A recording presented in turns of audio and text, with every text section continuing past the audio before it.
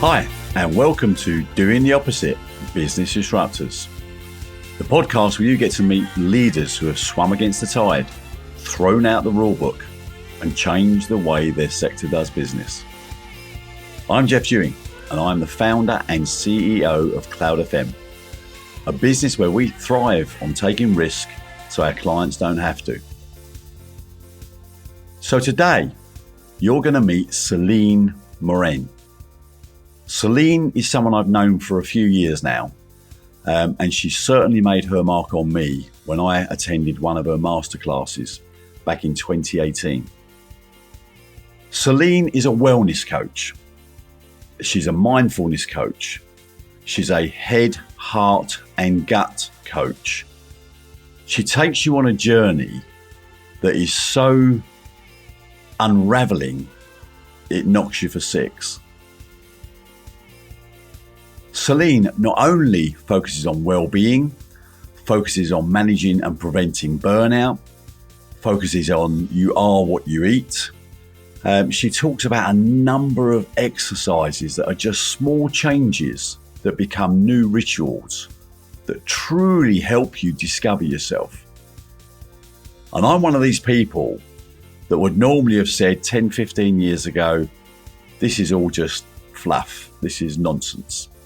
Until I experienced it, until I learned the curiosity to understand what goes on in my body, what goes on in the way I manage and listen to my body.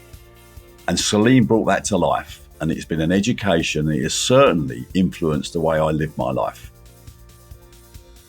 Celine also practices epigenetics, which is where she can also study the DNA of your body, of you, and help you align that to how you move forward in what you do, how you behave, your thinking time, your resting time, your diet, the probiotics within your gut, and various other bits and pieces. So it's one of those subjects that's been taboo for years and years and years and years. Mental health, mental ill health, well-being is now at the forefront more than ever before as a result of the trauma of COVID. The trauma the planet suffered. And this is where people like Celine can truly help people in that journey with those challenges and those traumas, and even help people that may not have been suffering such trauma, but enables them to really push the boundaries in how they live their life.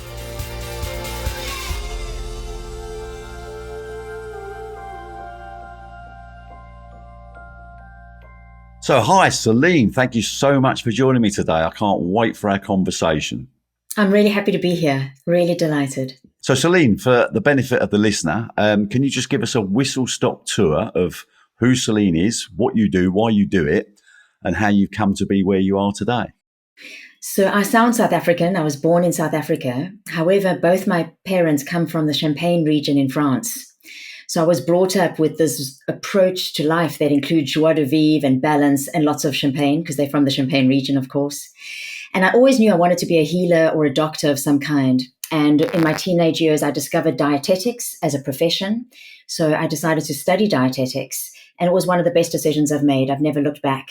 I now live in the UK, no longer in South Africa, running my own business as a workplace well-being whisperer. Whisperer. Now that conjures up some interesting thoughts, doesn't it? You go around whispering to people. What if they can't hear you? Well, the truth is that often our bodies will whisper to us around health and energy and our mental state. And if we don't pay attention to the whispers, then they become screams and shouts, and things can go really wrong. So that's where the term comes from is, I try not to be preachy or tell people what to do. We know what's good for us. I'm just here to nudge and remind people and gently whisper so they don't need to listen to the screams. I've known Celine for a couple of years, and I was a beneficiary of one of her keynotes and workshops. And it isn't all fluff and stuff that people may suddenly assume through some of the comments that you've heard. This is real stuff, and it is about the fact that we underestimate the power of our bodies letting us know something is not quite right. And one of the biggest problems that we tend to face is we don't take responsibility for those whispers. And if we did, we could actually manage it and take care of it. So coming back to a couple of questions. And listen, the champagne story, I remember you telling us before, and I'm thinking, my God, what a fantastic place. Why on earth has she come to the UK?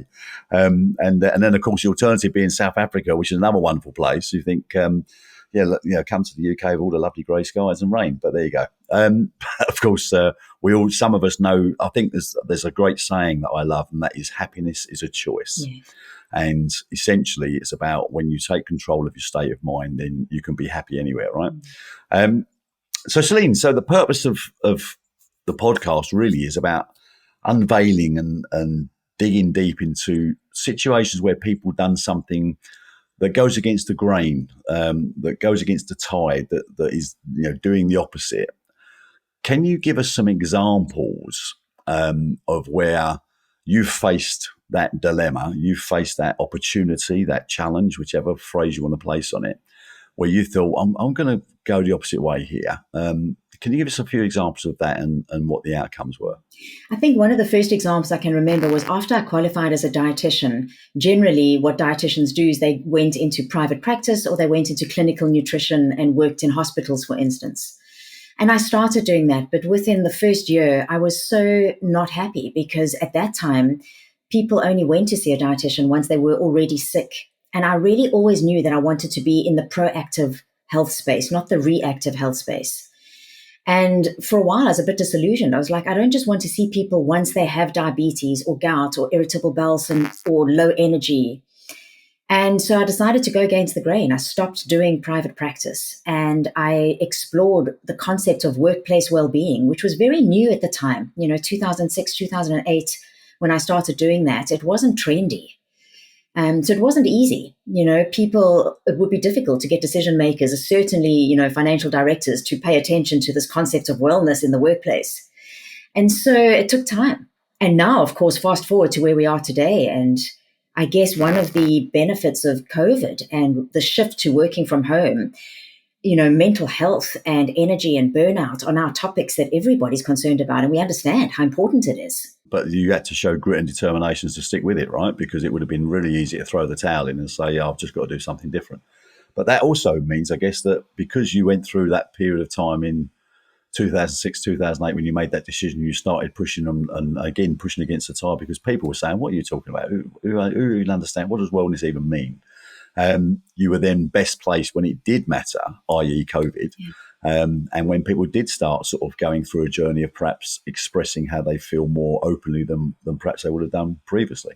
Yeah, I think my approach to well-being is quite different. So as I've mentioned previously, we don't change when we get told what to do. Those of us who are listening that have kids, we understand that. It's more do as I do as opposed to do as I say. So my approach has always been about enjoyment and fun. When I look at champagne or if I see people drinking any sparkling drink, I always make an assumption that they're celebrating. And I use that concept of celebration and effervescence in my work of well-being. So how can you make changes to your lifestyle that makes you feel good, that you almost feel like you're celebrating rather than depriving yourself or cutting things out? Because there's so much dogma, especially in the diet world, and a lot of controversial, contradictory, overwhelming information. And so I try to encourage people to stay curious and playful and have fun and make small changes as opposed to big changes, because consistency is always better than intensity. It's much better to implement daily rituals that you end up doing effortlessly rather than going on like a 6-week program that gets you instant results, but then they backfire when you go off the program. Yeah, again, I remember part of the session that we had a few years ago where we went in, we talked about food and stuff. And again, these are stuff that I've never really taken notice of, if I'm honest. I've got to be brutally honest. But the session we had changed my outlook on life materially. And I remember having that session and we talked a lot about multicolored salads and stuff like that and, making it look pretty and exciting, but also being good for you. And I remember I went to Nice a week later and sent you a photograph of my salad. Said, look at what I'm eating. My wife can't believe that I'm eating this food. But yeah, I wasn't just eating it for the sake of it. I was actually enjoying it because it was a mental change as opposed to you've been told if you do this, this will be the outcome. And it's about trying new things, isn't it? Life is only ever about trying new things and not being constrained to what you've always done. Absolutely. One of the principles I teach is about curiosity and keeping a growth mindset. Because if you do that, you'll always be able to improve your energy and enhance your well-being in a way that fits your lifestyle. Because there's no one size fits all. I mean, of course, the research shows we can see longevity studies and where people are living healthy and well in terms of their mental health. There's some common factors, but ultimately we are all so unique, and that's why I'm fascinated currently with the field of epigenetics. So how can we look at your genetics and then build a blueprint that really helps you to make lifestyle changes that are going to serve you? Another thing you talk about a lot, which was probably the heart of your delivery, was about the heart and the gut, wasn't it? So the head, the heart, and the gut are what we call our three intelligence centers, and they are so deeply connected. This 4-pound universe that sits on our shoulders is an incredible organ. The heart, we now understand, has its own neuronal network, and it has a memory, and our feelings and emotions impact our brain more than the other way around. I mean, it's fascinating. And then we have the gut, which is its own brain, right? And now people are starting to hear things like the vagus nerve and the gut brain and the microbiome. And it's just so beautiful. We're such intelligent creatures and we're so beautifully made. If we support one area, like if you regulate your emotions or your breath, you help your brain. If you feed your gut, you eat like an artist, you have salads even when you're traveling in the south of France, then you help your brain because your gut makes dopamine and serotonin, which are the chemicals that go up to your brain. So it's wonderful when we realize just how intelligently we are made and how much we can do to help ourselves. What's fascinating when I get involved in sort of workshops and keynotes of this type is that every impacting workshop is basically founded on the back of research, which is then qualified and shown. So this is not about, I've got to believe what you believe. This is about, setting a scene that says, and I guess the bit I loved about your workshop and many workshops similar to the ones you do is where people take you on a journey. They're not here to preach, as you quite rightly said at the top of the show. It's literally about education. Life's only about education. I'm going to bring you some information you might not have been aware of that you will choose to take from it what you choose to take from it. And of course, the bit that's fascinating is the quality of the delivery dictates the engagement of the audience, right? Because we were a load of hairy-assed East London people in that session, and yet you broke us down in a matter of moments, and it really got us to think differently. The power of being curious. I'm really curious about what's going on here, and I think that's the bit that humans, and certainly businesses and business leaders, when they show that curiosity, you suddenly become a powerhouse, right? And it's so necessary today, right? The demands on leaders are extraordinary. And so we need extraordinary approaches to our well-being, because well-being is more than just a sense of feeling well. I mean, it gives us margin, and when you have margin, you have power because you have choices. So we know what it's like if you don't have margin around time or your relationships. It feels like you're running late or walking on eggshells. But if you have margin in your well-being, you can create mental margin so you can think longer, more creatively, problem solve quicker. In your emotions, you can regulate yourself and show up compassionately with empathy rather than reacting. And if you can create margin in your energy, I mean, you can move mountains. And we need to move mountains today because we need to work at a pace that is incredible. But some of us perhaps underestimate that it's actually a lot easier to move a mountain than we assume because we think it's a mountain, right? We see a mass of something that it's like when they say, how do you eat an elephant? And the answer is one bite at a time. Right. And I think, the bit that I've sort of learned and drawn on since we met, where you started that sort of momentum, if you like, of thought process, was the power of thinking. And I also remember seeing one of your posts on LinkedIn, which was during COVID, where you were sitting under a tree and you was just being out with nature and taking that time. Now, we all sit and think, oh, God, really? I ain't got time for that. And then suddenly you actually find yourself in an environment where you do try that. And I'm lucky enough to be near the beach, and I sit on the beach quite frequently and I just look at the sea. And I'll look at them for an hour. I'll have no thoughts. My whole mind is just cleared of any noise. And you get to sit and truly think about stuff and reflect. That is so powerful. It's so powerful because we don't have enough stillness and solitude. We're so distracted, right, with all the demands of life and social media and the news and everything coming in. Sitting in nature and gifting yourself permission to think and feel is very powerful. And sometimes difficult, right? Because if you're not used to doing it, it can be very uncomfortable, realizing how anxious you are, how tense your muscles are, how your mind races. So, also, to anybody listening to this, maybe unlike Jeff, don't start with an hour, start with 10 minutes and be curious and compassionate about whatever comes up for you. Yeah, one of the things that someone suggested to me again during COVID, also was coming out of COVID, because I like to walk, so I do a lot of walking, mainly on the golf course, but I do a lot of walking, and I started doing walking meetings. So when there was a meeting where I didn't have to take notes or do stuff, I would walk and have that meeting. And not only is it good for your health because you're walking, but it actually, you just feel so much more engaged. It's really strange, and I'd urge anybody, because if someone said it to me at the time, I'd say, "What are you talking about?" And I'll sit at my desk. It's not until you're prepared to try something that you then realise its power.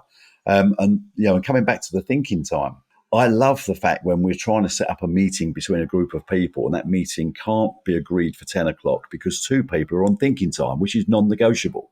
You cannot interrupt somebody's thinking time. It's set in stone. It's in the diary. You can't touch it.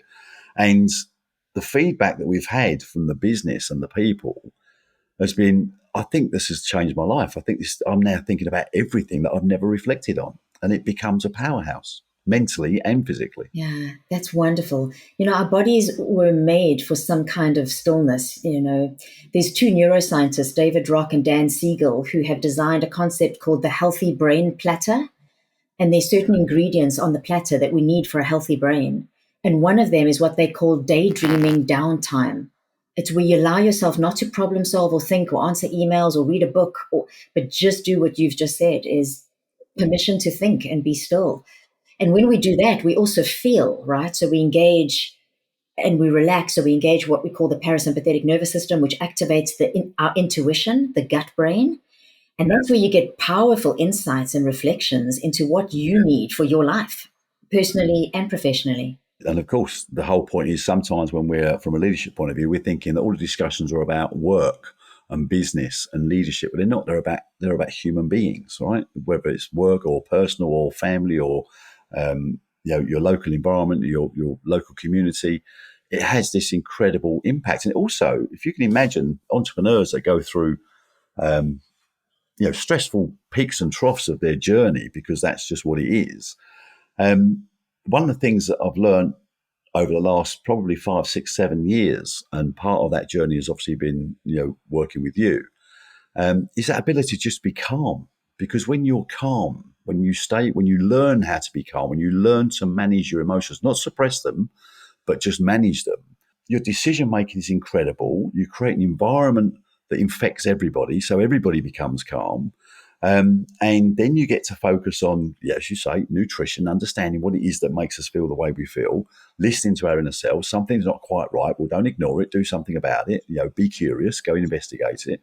And I think all of those things have been quite transformational. I guess if someone said to me, "What regrets have you got, Jeff?" I'd say my regret is not having this understanding 20 years ago. Not having this knowledge, this curiosity 20 years ago that could have perhaps enabled me to have the enjoyment that I now have in life to that extent 20 years ago. Yeah, that is quite something. And curiosity also keeps us playful, right? I think as adults, we forget about our inner child and we need to give ourselves permission, to play. And that means maybe not getting things right all the time. And to being open to adjusting. It's this constant need for agility, that's part of resilience. So in the training I do, I also speak about that, about how well-being and having a strong foundation. We often forget about the basics too. That's why in the workshop that we did, we went through the Wellculator together, because it's easy to also think, well, I'm just going to think and spend time in my head. But it's hard to think clearly if you don't have all the nutrients you need or you haven't had a good night's sleep. So also looking at those basic foundations is important. When you're driven by ego, I'll never forget when we started our business, my business partner used to say to me, "There's plenty of time to sleep when you're dead," which all sounds very bravo and so on and macho. But in reality, people underestimate that sleep is the single most important thing in anybody's existence, right? Yeah. The ability to truly have deep sleep, which is where you get this, the repairing going on, you get your brain sort of sorting itself out, you get the nutrients and the oxygen, all the various bits and pieces.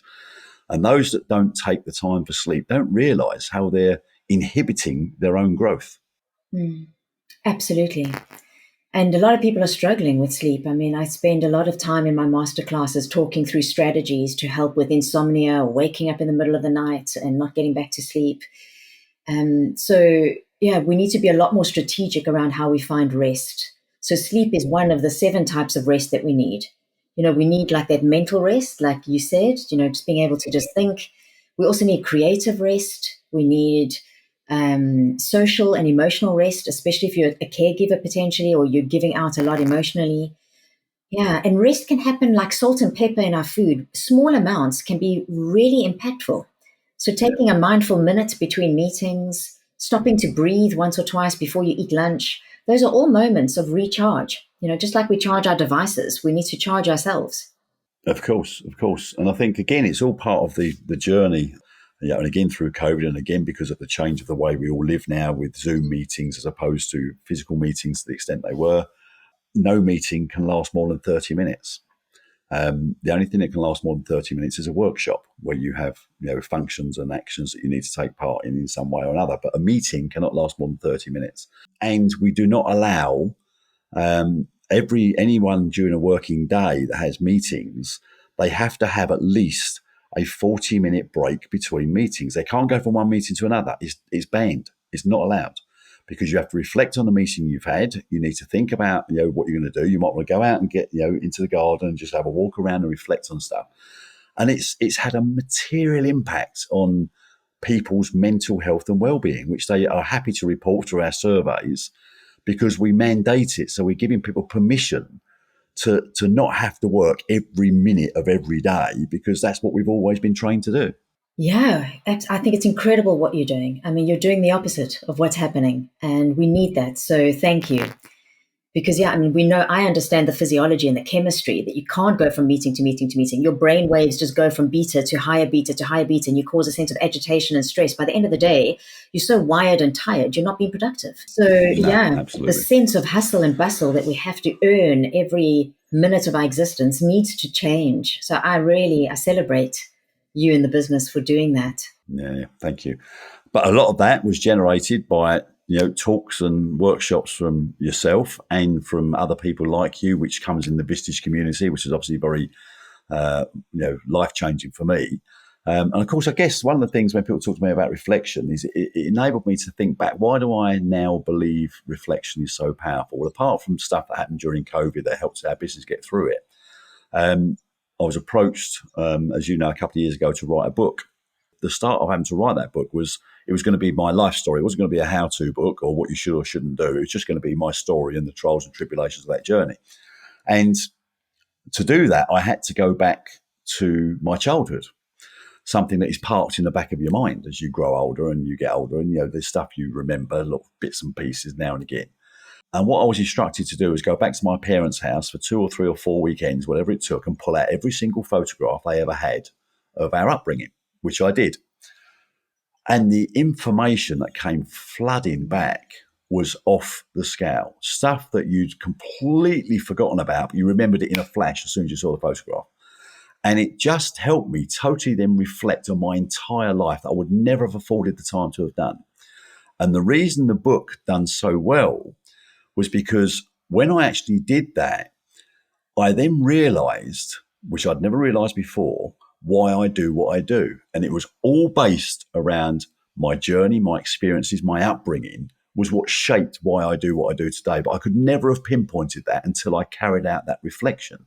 And that's what really showed me the power of reflection, which is why we then mandate it in the business, blah, blah, blah, blah, blah. But it was off the scale. Yeah, that's powerful. I personally have done that too. I did it a second time recently, going through all my photos. I got my albums from my parents. And also from a well-being perspective, one of the exercises I do in one of my masterclasses is reflecting on your upbringing and your heritage, how your parents fed you, how exercise was perceived, how was stress regulated, expressing of emotions. And it's just super interesting the kind of links we can make to how we show up as an adult. So those formative years and going back there and being curious and compassionate while you do that is an exciting thing to do. We're back to curiosity, though, aren't we? We're back to the same thing. The most powerful word is curiosity. I'm just curious about why I do what I do, why I am who I am, rather than just saying, well, it is what it is. Isn't it fantastic when we try to work it out and then suddenly all these dots get joined up? And it actually gives you more focus, more purpose, more drive, more enthusiasm, more energy. It does all those things because you took the time to reflect. And listen, we're playing the same record here, so we're clearly aligned. Okay, Celine, what I want to do now is I'm going to ask you a couple of questions. You can pause and think on it. That's fine. But it needs to be the first thought that comes into your head. So, what do you think when you reflect on your journey, the challenges you've had, especially when you said you were pushing water uphill back in 2006-8? What would you say you were most grateful for? The mentors that I met along the way. So I met people that believed in me and blew wind into my sails. They didn't pop my bubbles. Wow. That's a good one. Blew wind into my sails. That's energizing, right? They energize me, I guess. Very much. Yeah. Great. Okay. And then the final question is, if there was just one message you could send to the audience, what would that one message be? Stay curious, connect with yourself, and celebrate the small things. Wow. With champagne. Well, you don't need to. Create champagne-free champagne moments all the time. Great. Okay, Celine. So listen, how can people get in touch with you and sort of perhaps look up what you do and how can they engage with perhaps any of your sessions or masterclasses? The best thing is to go to my website, and on the landing page, you can get taken through a journey of the Wellculator. So if you haven't done that before or you'd like to get the new revised version, you can get that for free. And then there's all the information you need around my masterclass and speaking and conference work and events on my website. Fantastic. And of course, for anyone listening, the website address will be in the show notes. So you'll be able to connect with any of that stuff as well when you take the enjoyment of listening to Celine's great story. So Celine, listen, I'd like to thank you so much for today. As always, you never cease to amaze. And again, I thank you for taking the time with me 2 years ago, because you certainly opened my eyes. And for those that are not quite sure, you've heard it twice now, the Wellculator. It's a fantastic tool that Celine has built that just enables you to potentially answer some questions on the questionnaire, and it gives you insight that you might not have thought of. So the Wellculator gives you a foundation for the future, and of course you'll see more about that on her website, and I highly, highly recommend it. So thanks very much, Celine. Can't wait to catch up with you again soon, and stay happy and stay really, really healthy. Thank you, Tim. I will if you do. Great stuff.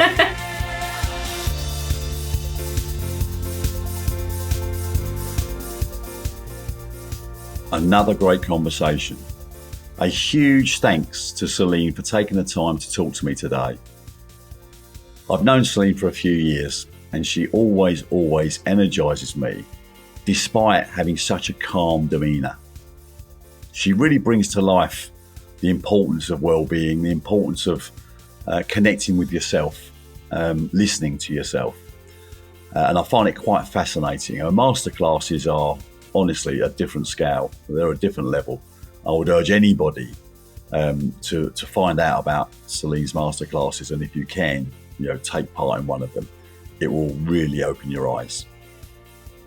I love the fact that we are so aligned on one particular element, which is the time to think. Thinking time is so important. And most people just do not understand the impact that true thinking time can have on you and your life. The time to reflect.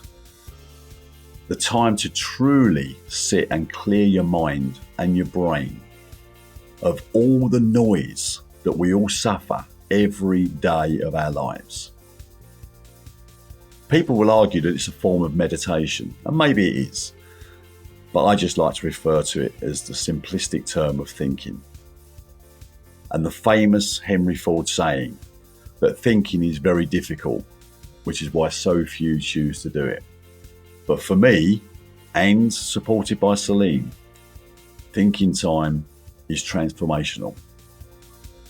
So do listen back to earlier episodes of Doing the Opposite from season 3, the current season, or the previous seasons 1 and 2, where you'll hear from incredible leaders. You'll hear incredible stories of their journeys, how they have faced adversity, how they have overcome the various mountains and valleys that they've had to endure.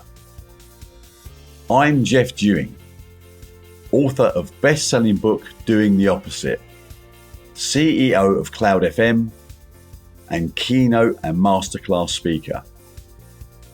If you are a leader or you have an incredible story and would like to take part in Doing the Opposite podcast, please reach out to me on my website, jeffdewing.co.uk. You can also find out more about the podcast and my incredible guests on the same website. I'd now like to have a big thanks, as always, to my team, Nicola Crawshaw at Cloud FM, and of course my production team at What Goes On Media, and my PR team, Thinking Hat. Thanks for listening. Hope to see you soon.